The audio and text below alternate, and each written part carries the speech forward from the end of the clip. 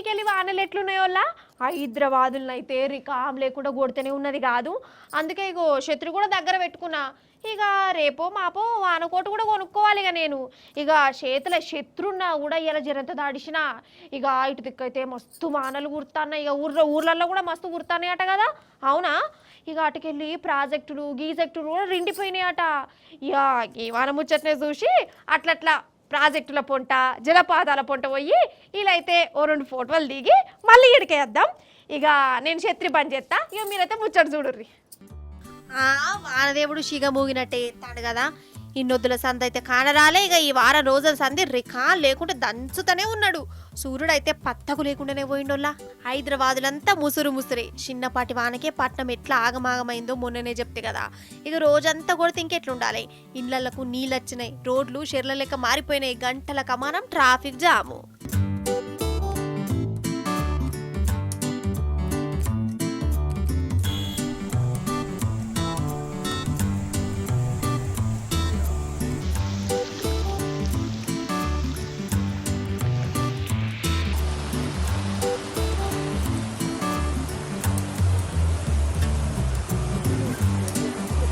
ఇక ఊర్లల్లా దండికి కొడుతాంది వాన. ఎటు చూడు నీళ్లే.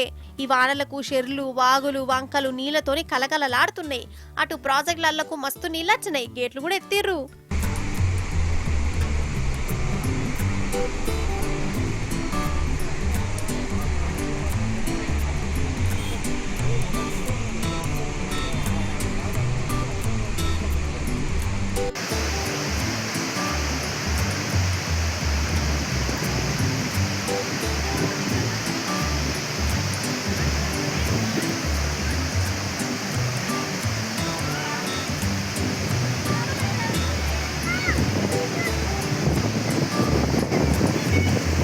ఇక ఈ వానలకు మన జలపాతాల అందాలను చూసేదందుకు 2 కళ్ళు జాల్తనే జాలయోల్లా.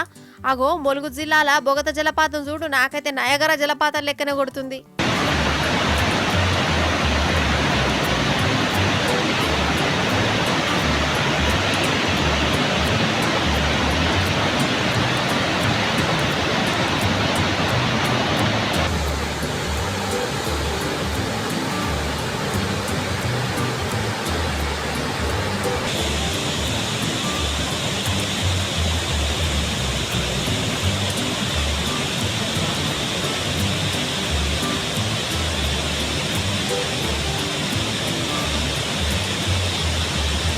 ఎంతసేపు అయినా గట్లనే చూడబుద్ధి అవుతుంది కదా.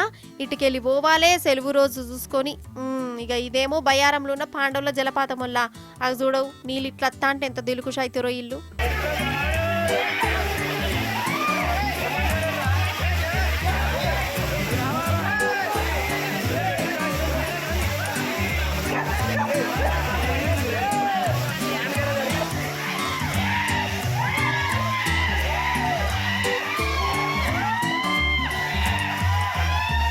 ఈ ఊరు ఆ ఊరని కాదు, రాష్ట్రం అంతటా వానలు గుర్తనే ఉన్నాయి.